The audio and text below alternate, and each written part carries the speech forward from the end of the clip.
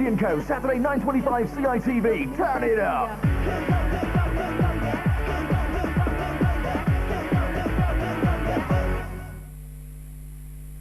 Tony, want to try some new smoked ham flavour quavers? Yeah, sure. Well, why don't you buy some? Do me a quaver. The new Aquafresh Flex and Direct has a unique directable head for cleaning those hard-to-reach places. Let's test how good it is. First, the brushes tackle the ramp. How's that for cleaning? Next, the pipes. Clean through. Then into the slalom. Watch that head bend. And finally, the tomato test. That flexible neck is so much kinder to gums. The new Aquafresh Flex and Direct cleans brilliantly because it uses its head. Do enjoy your golf, won't you, darling? I think I'll sit in the sun and enjoy another bowl of Nestle clusters. Oh, that's not fair. I love the way the light, crispy whole wheat flakes mingle with the clusters of crushed nuts that glisten with a touch of honey.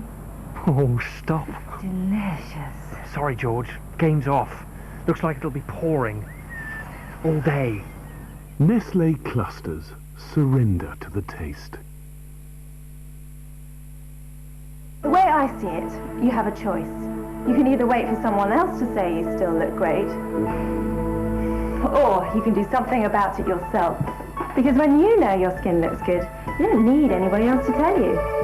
Oil of Ulay Beauty Fluid makes skin softer and significantly improves the appearance of fine lines in under 2 weeks. You're looking great for your age. Do you really think so? Love yourself with Oil of Ulay. We opened Paniol 15 months ago. We as a team have extremely high standards, and that's exactly what we're all about here. We're a small business, I even do the washing, lots and lots of weddings. With a big cloth like this, I've got so many different stains to deal with. Chocolate, asparagus, good old gravy, black cherry. I've tried other powders, but I can't always be sure, there's something left on it. With new Ariel Future, it's fabulous. It makes such a difference for me. On this variety of tough stains, some were left behind, but Ariel Future removes significantly more stains than ever before. This for me is as perfect as a bride's gown. It looks beautiful, it's such a special day. It's taken 3 days to prepare, and in 3 hours it's all going to disappear. But that's catering, and I absolutely love it. New Ariel Future, not just nearly clean, but really clean.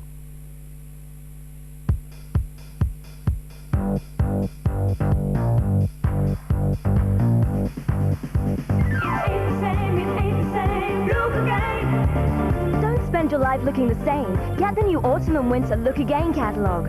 Call the free number 0800 224 223. Look Again ain't the same. There are lots of famous brands, and there are clothes you won't find in high street shops. You want your clothes in a hurry? No problem. You can use our next day delivery service. It ain't the same, it ain't the same. Look again. So call 0800 224 223 for your copy of the catalogue. Get the clothes that look good on the street and good on you. It ain't the same, it ain't the same. Look again. So don't stay with the same old look. Get Look Again. Call the number 0800 224 223. That's 0800 224 223. The call's free and the catalogue's free. It ain't the same, it ain't the same. Look again.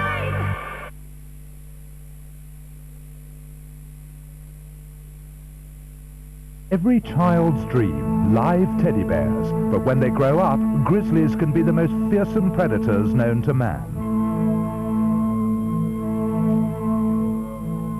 He actually picked me up and he was shaking me. Shaking you around? Shaking, yeah. I remember that. Out of your sleep? Yeah. It's sort of like, you're fast asleep and then all of a sudden, yeah! Predators explores the world of the grizzly tonight at 7 on Yorkshire.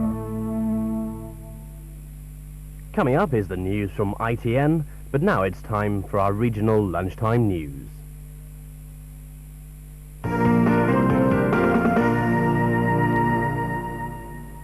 Hello, welcome to the Yorkshire Television News Centre. Time to catch up on the latest news in our region this Wednesday lunchtime.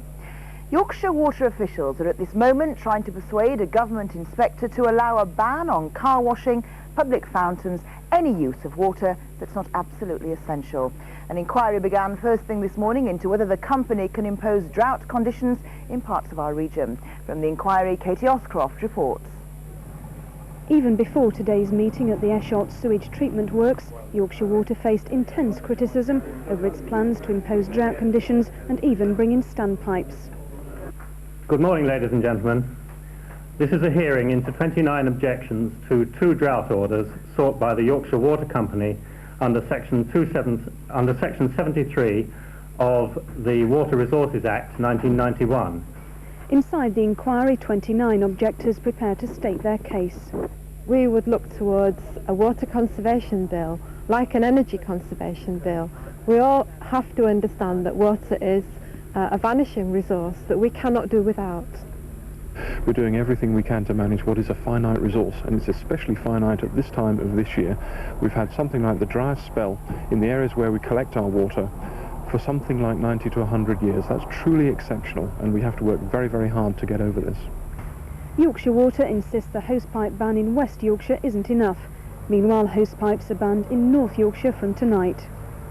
This inquiry is expected to last all day, but the decision on whether to allow Yorkshire Water to impose drought conditions won't be taken here. It's up to the Environment Secretary, and despite the protests, he's expected to give the go-ahead. Calendar's Katie Oscroft. Sue O'Brien, the Nottinghamshire woman ordered back to Greece with her 4 children, has had an emotional meeting with her estranged husband. The couple separated last year, and now they're locked in a bitter feud over custody of the children. It could drag on for as much as 2 years. As Chris Kiddie reports, she's trying to persuade a Greek court the children should be brought up in England. Mrs. O'Brien arrived in Greece last night after flying out from Heathrow Airport following a day in which at one point the trip seemed set to be postponed because one of her 4 children was declared unfit to fly at one stage due to an ear infection. Mrs. O'Brien's now settling in a 2-bedroomed apartment in Larissa, north of Athens, while she awaits court proceedings. Last night her husband Nikolaos met her on arrival in Salonika. Eyewitnesses say it was an emotionally charged meeting. It was the first time he'd seen his youngest son Alex, born just 4 months ago. Mrs. O'Brien's parents say she faces a lonely battle for custody. Basically didn't want to go. She didn't want to go back across there because she's got no friends there. Well, there is 1 or 2 English, but there's nobody really to help her. Not like here. You know, no family. No date for a custody hearing in Greece has yet been set for Mrs. O'Brien. Now let's go over to the news desk for the other stories making the news in our region so far today. Thank you, Krista. A Waterways Inspector is being described as a hero after rescuing a drowning schoolboy from a canal in Doncaster. Police say 9-year-old Tony Wicks had been underwater for some time before his friend ran to get help. The youngster was dragged to safety by Bob Edwards, who was working close by.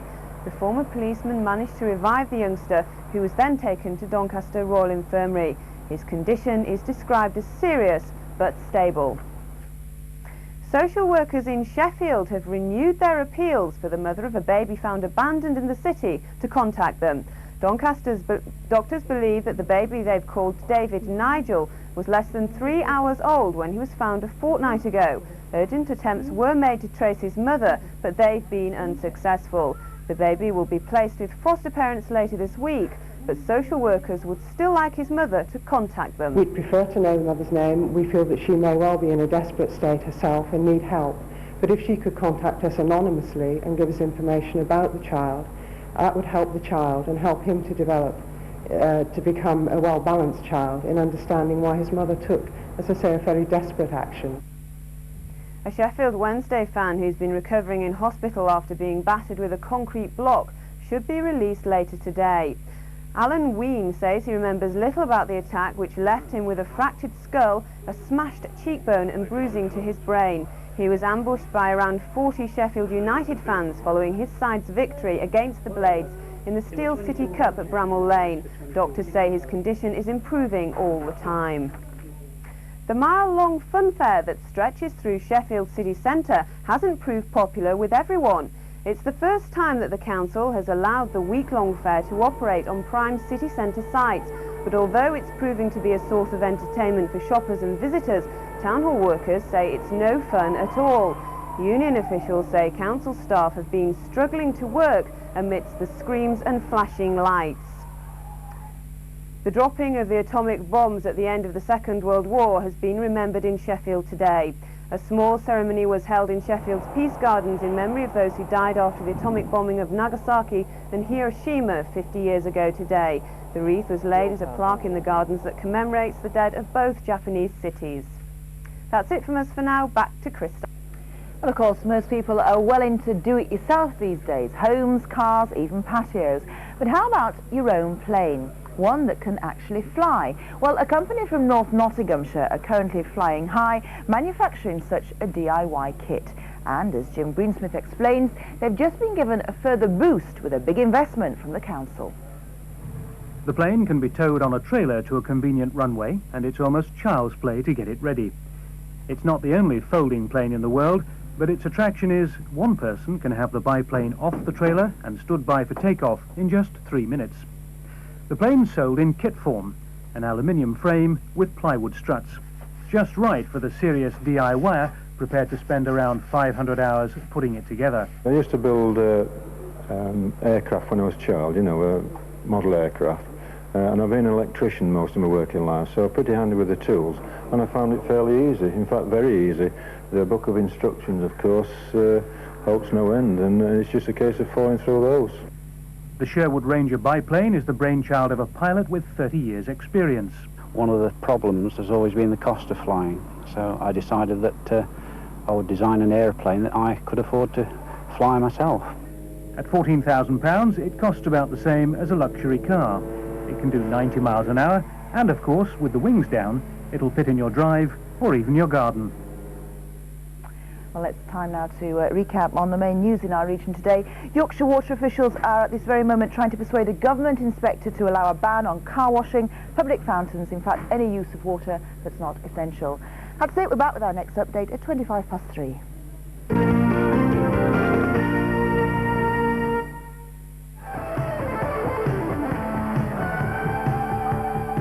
If you've ever fancied a life on the ocean waves or even a 10-minute spin round Bridlington Harbour, join us here on Yorkshire this Friday night at 10:40 when we're wave riding on the waterfront.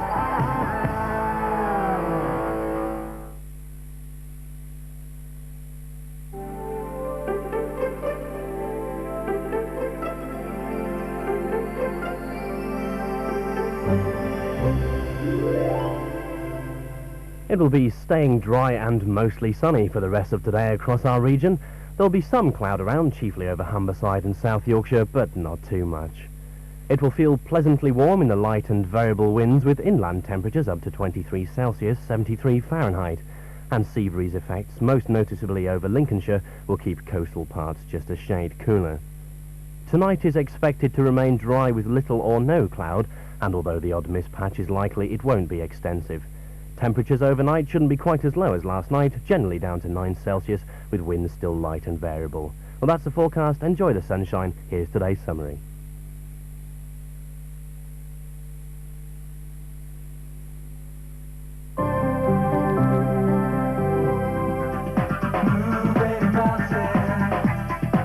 If you enjoy life, can rise to challenges, care about people, and you're between 16 and 25, then 60 days as a Prince's Trust volunteer could change your life.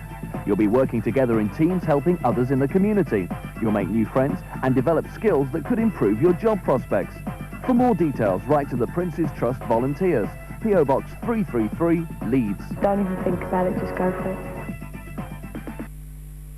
The stone. The romance. And in between, the adventure of a lifetime.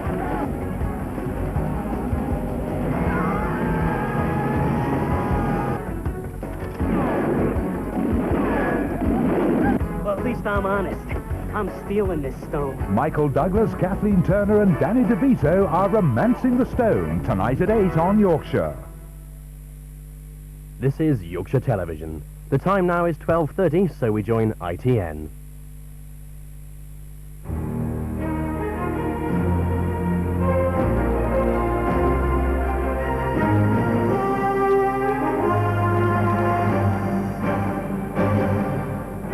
From the studios of ITN, the news with Nicholas Owen and Carol Barnes. Hello, welcome to the Lunchtime News. In today's programme, the Serbs' desperate mass exodus. A report from the scene of the latest refugee camps. First the heat wave, now the drought. A row over new water restrictions. And are women's lives better in the 90s? What an official survey found.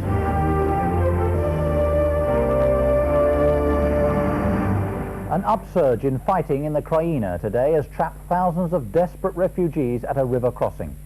A United Nations ceasefire is holding in some parts of the area, but there are reports of pockets of rebel Serbs still holding out against Croat troops. The tens of thousands of civilians are trapped at the crossing at Davor, and many more are bottled up in Bosnia at Petrovac, Prijedor and Banja Luka. And the problems could get worse if fighting begins in the remaining Serb enclave of western Slavonia. ITN's Colin Baker sent this report from Banja Luka.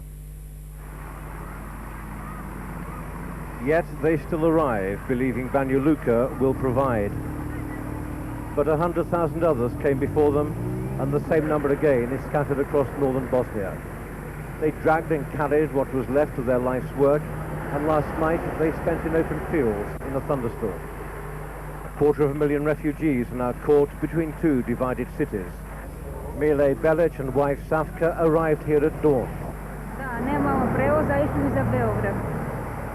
We're trying to reach our son in Belgrade, but we have no transport, she said, and there are no buses, and they didn't know their next move. Some camps have been set up around the town. These people are angry and hostile towards the west, towards Serbia, which didn't intervene, to aid agencies. All we've had so far from the Red Cross is toilet paper, no food. We are people with culture, not cattle, she said. Some bedding has been provided by the refugees themselves and local people, blankets spread on beds of straw.